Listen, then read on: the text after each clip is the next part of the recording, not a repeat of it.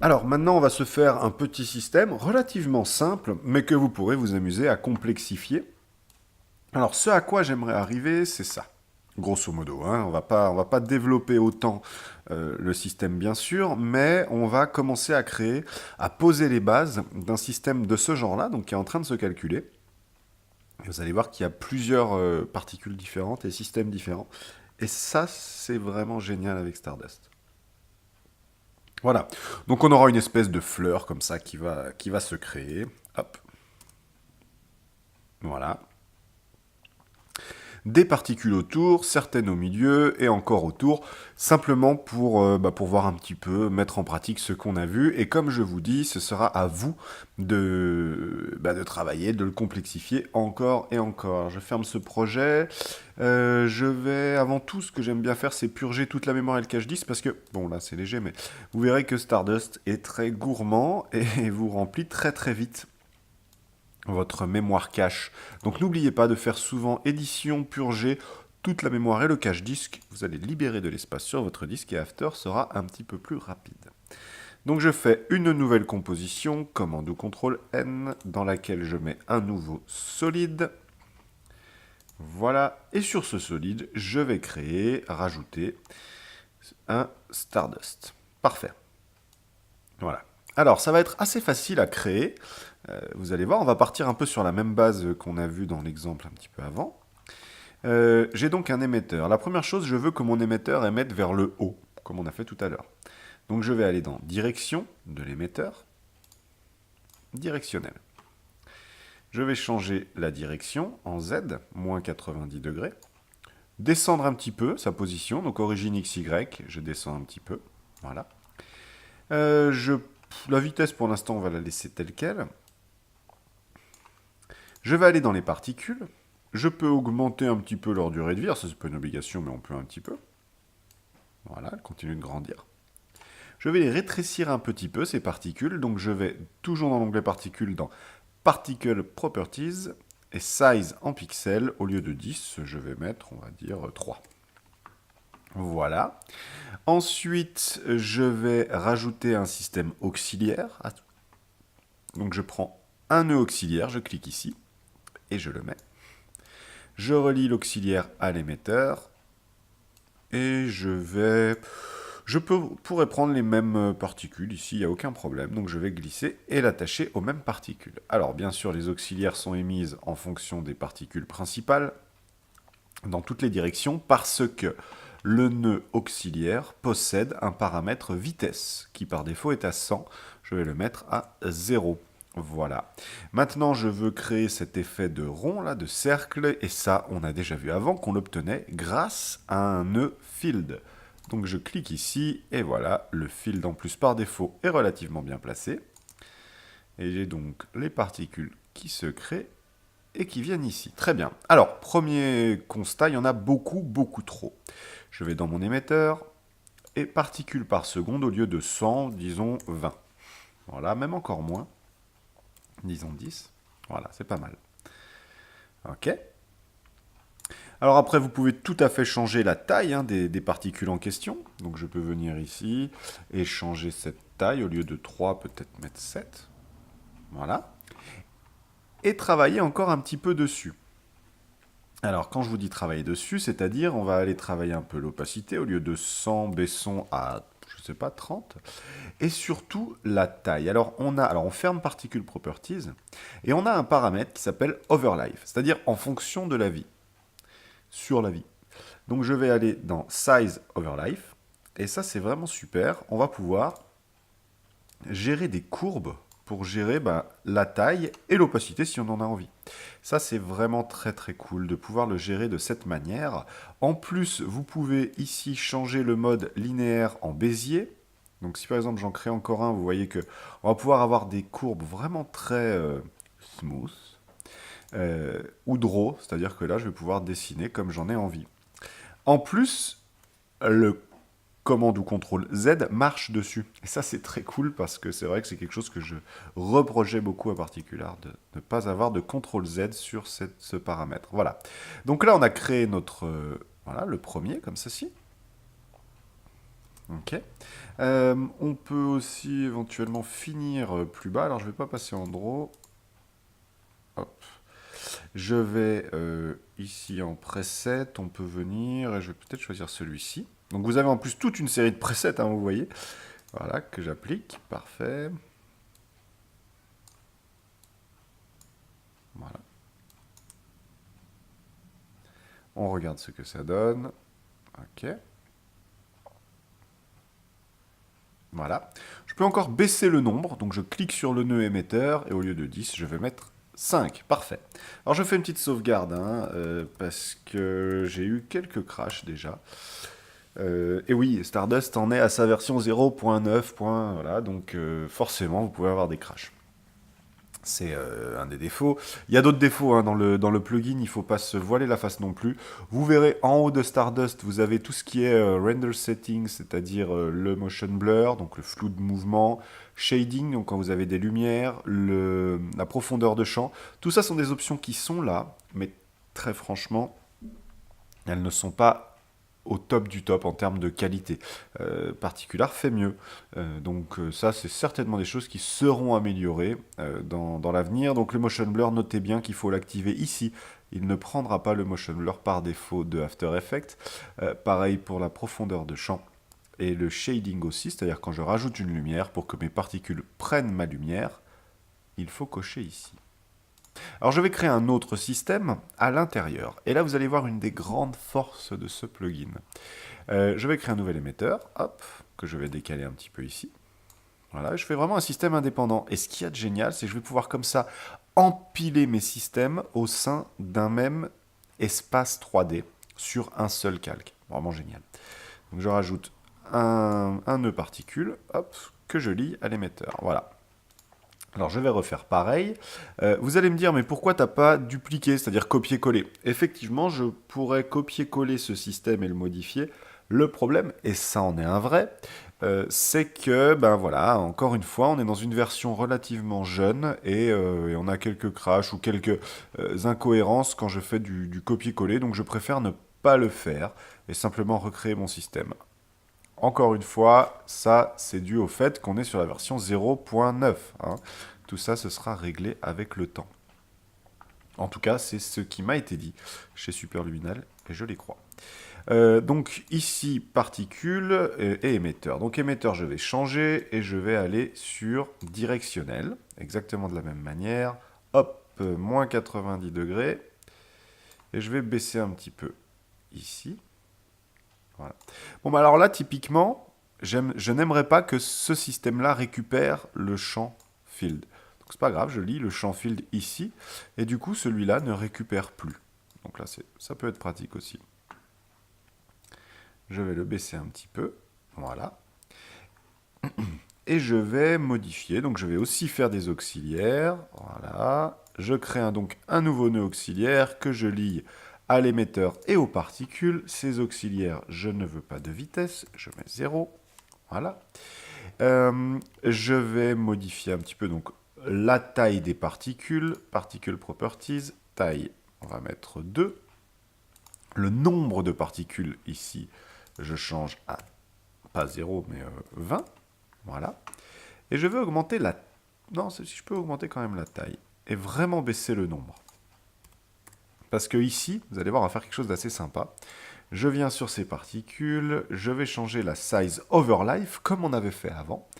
Donc je redescends dans l'onglet overlife, size. Et je vais, hop, comme ça, modifier la taille. Et là, vous allez me dire, on voit pas grand chose, vous avez raison. Je viens toujours sur ces particules, je vais aller changer leur couleur un petit peu.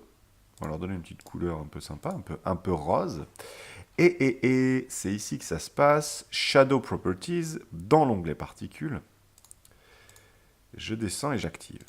Et là, vous voyez, j'ai des ombres qui se créent. Alors, encore une fois, les ombres, voilà, elles sont là, mais on sent qu'il y a mieux à faire hein, en termes de qualité de rendu, mais quand même, ça fait le travail. Vous noterez qu'on a bien la taille qui est modifiée. Le souci, c'est que c'est un petit peu... Il y a un angle un peu sec ici, simplement dû au fait que mon graphe ici n'a pas de Bézier. Donc si je le passe en Bézier, on a quelque chose de beaucoup plus smooth. Ça, c'est vraiment top. Vous pouvez tout à fait en rajouter au milieu et jouer avec tout ça, il n'y a aucun souci. Voilà. Parfait. Maintenant, je vais rajouter un field, encore une fois ici, mais qui ne va travailler que sur ce système-là. Et ce field, je ne vais pas le demander en sphère, mais en bend, comme j'avais fait dans la démo avant. Et je vais augmenter un petit peu le niveau de bend, comme ceci. Je vais augmenter aussi la durée de vie. Où est-ce que j'augmente la durée de vie? Ou alors la vitesse peut-être un petit peu. Légèrement la vitesse. Hop. Là, je suis sur les auxiliaires. Les auxiliaires, je ne vais pas les toucher. Voilà. Et les principales, en fait, les particules principales, me dérangent. C'est-à-dire que je n'ai pas envie de voir ces boules au début. Si je mets à 0, le problème, c'est que tout va rétrécir, donc aucun souci. Je déconnecte mon nœud auxiliaire des particules principales et je crée un nouveau nœud particule. Et là, vous allez me dire, mais c'est un peu bizarre ce que tu fais, mais je suis obligé de faire comme ça, parce que je veux pouvoir contrôler les auxiliaires, ne pas avoir en fait les principales visibles, mais les principales doivent exister quand même pour que les auxiliaires puissent émettre. C'est un tout petit peu complexe, je comprends, mais finalement c'est assez logique si vous y réfléchissez.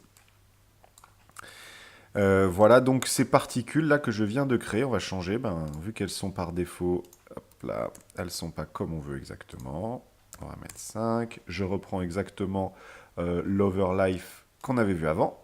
Size. Je vais aller prendre un petit preset et on va prendre celui-ci, il est bien. Voilà. Donc là, on ne les voit pas, mais elles vont revenir. Voilà, elles sont là. Je vais tout de suite activer les ombres. Voilà. Je peux augmenter un petit peu le nombre.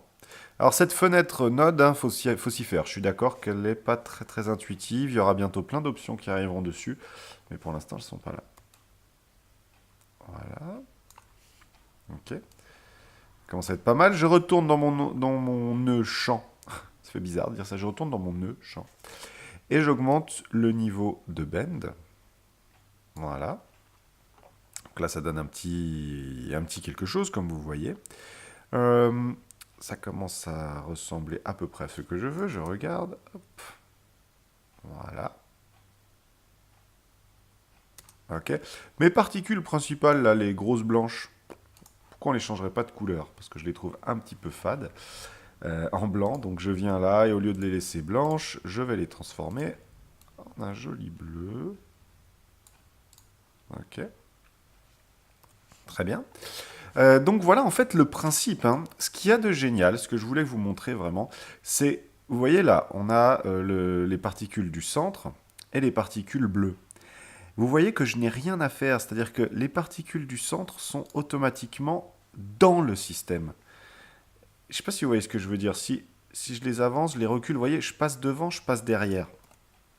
Ça, c'est top. Parce que jusqu'ici, ce qu'il fallait faire, avec d'autres systèmes de particules, c'était masquer le devant, masquer l'arrière, pour pouvoir correctement placer entre d'autres systèmes.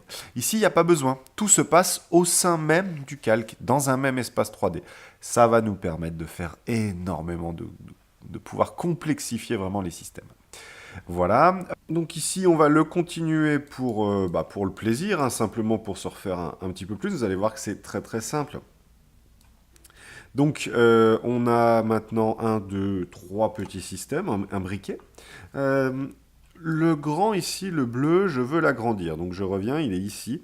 D'ailleurs, une bonne idée, c'est quand même de renommer vos systèmes. C'est-à-dire que si on a émetteur, émetteur, émetteur, ça devient compliqué. Donc, pour cela, vous venez ici dans la fenêtre effet, Enter, et puis on va l'appeler gros bleu. Et vous voyez que ici c'est mis à jour. Donc c'est quand même beaucoup plus pratique pour vous retrouver. Je vous conseille vraiment de le faire, vous verrez. Vous ne regretterez pas. Moi je veux augmenter un petit peu la taille de celui-ci, du bleu, parce que je veux en créer un autre à l'intérieur. Donc pour ça, je peux venir et augmenter les Field Properties. Au lieu de 250, je peux mettre 500, 500 et 500. Hop, voilà. Monter un petit peu sa position.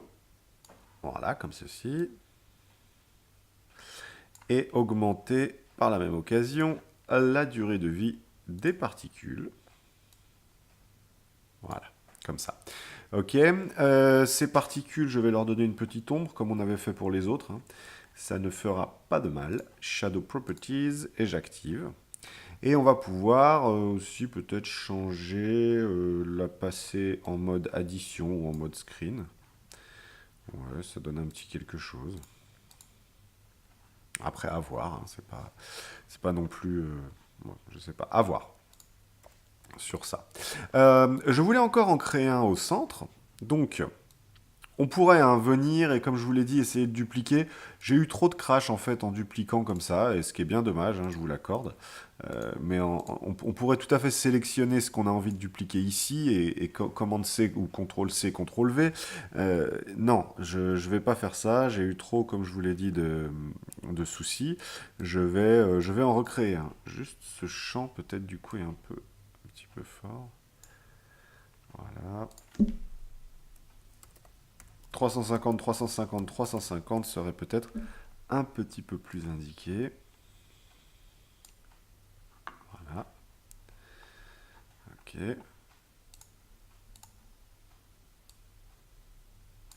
Ok, bon. Ouais, on va voir. Comme ceci. C'est un rapport entre la durée de vie, la position, le champ, etc. Maintenant, je vous ai dit que je voulais en créer un autre, donc c'est ce que je vais faire. Je viens donc tout à l'extérieur où j'ai de la place, et je crée un nouveau système qui va ressembler énormément au bleu, sauf qu'il va être un petit peu spécial, vous allez voir pourquoi. Donc tout d'abord, on change la taille des particules, on commence à avoir l'habitude. On change la direction, là, hop, on le fait directionnel, moins 90 en Z. On change sa position. Voilà.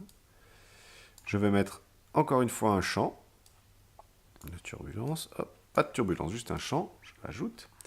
Et des auxiliaires, hop, que je lie aux particules et que je lie à l'émetteur. Et cet émetteur, je vais le renommer,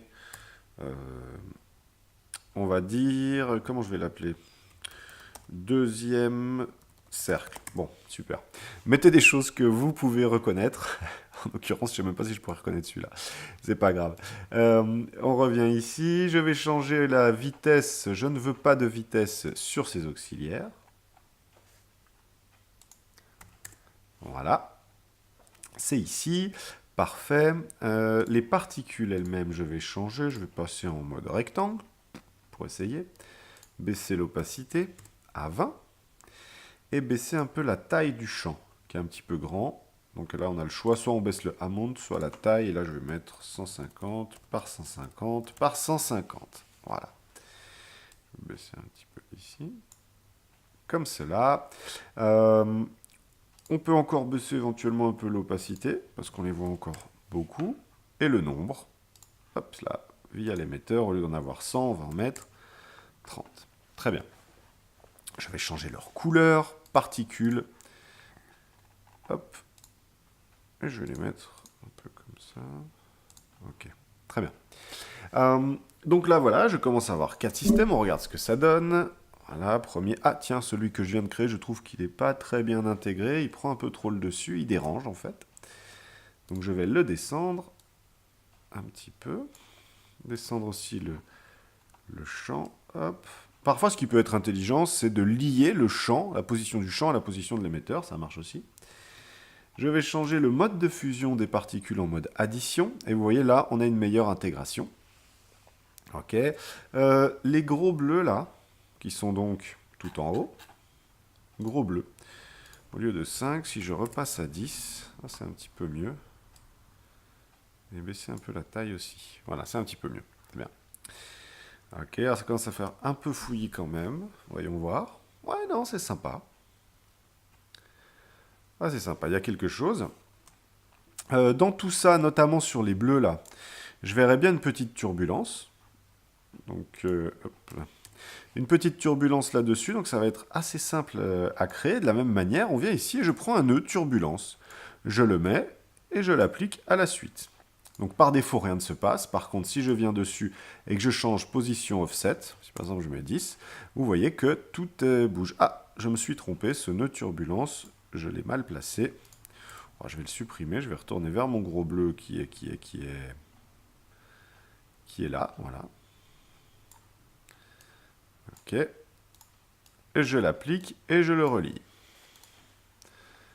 Je viens là, et position offset. Voilà, là c'est bon, il a bien pris. Donc là j'ai mis 29, pourquoi 29? Pourquoi pas, je voulais mettre 20. Par défaut, on a une turbulence très détaillée comme ça, qui me plaît pas. Et c'est principalement dû au noise scale, c'est-à-dire l'échelle en fait du bruit créé. Donc au lieu de 100, si je mets 600 par exemple, vous voyez qu'on a déjà quelque chose de très différent. Ensuite, il y a plein d'options qu'on peut gérer. Je vous avais montré. Donc nous, on peut faire un fractal évolution. Faites attention, c'est assez sensible. C'est-à-dire que rien que de 0 à 10, on a déjà un vrai mouvement. Donc là, on va regarder. Voilà, on a un petit move. Voilà, une évolution de fractal sur les bleus. Ces bleus que je trouve limite grossières, limite trop présentes. Donc je reviens dessus, j'en enlève, j'en mets 2 au lieu de 3. Je les ai déjà passés, je pense, en mode, hop là, en mode addition. Non, en mode screen, je les ai mis. On va les mettre en mode addition, et puis les reculer peut-être un petit peu. Et, bon, ouais, non. Voilà. Ok. Voilà, donc là on a notre système. Et ainsi de suite. Donc, on a plein de nœuds, n'hésitez pas à en rajouter. Vous remarquerez aussi qu'il y a quelques crashs, c'est-à-dire que si là maintenant je mets un réplica, il y a de fortes chances que ça fasse crasher mon système. Mais il y a énormément de choses qu'on peut faire. À vous de travailler tout ça. C'était vraiment pour l'exemple, pour vous montrer comment on va pouvoir très rapidement complexifier un système et faire des choses vraiment cool. Oui, je sais, c'est un peu fouillis, c'est-à-dire que c'est pas évident de s'organiser dans cette fenêtre. Cette fenêtre Stardust, qui est là, c'est pas facile. Je double-clique dessus, vous pouvez toujours double-cliquer pour voir en grand, mais effectivement, c'est un peu complexe. Bientôt, il va y avoir des options de groupe, des options de solo, plein d'options qui vont arriver pour plus facilement utiliser cette fenêtre-là. Donc n'hésitez pas à bien surveiller les mises à jour. J'espère en tout cas que ce petit exemple vous aura servi. C'est vraiment, là quand je le regarde, je le trouve vraiment un peu fouillis. Mais c'est pas grave, il nous aura quand même permis d'avancer et de voir pas mal de petites choses possibles pour une toute petite initiation à Stardust. Sans oublier encore une fois que d'ici très peu de temps sur Motion Café, donc on n'oublie pas, hein, sur le site Motion Café, rubrique live, il y aura bientôt un live dédié à ce plugin. Vous pouvez aussi aller sur notre forum, forum.motion-café.com pour poser vos questions. Si vous tapez Stardust dans la barre de recherche, vous allez tomber sur un topic qui commence à grossir autour du plugin. N'hésitez pas à poser vos questions, en tout cas, on se fera un grand plaisir de vous répondre et restez bien à l'affût du site pour le live bientôt. Merci beaucoup de m'avoir suivi, n'hésitez pas, si vous avez des questions, je me ferai un plaisir de vous répondre et je vous dis à très bientôt. Ciao.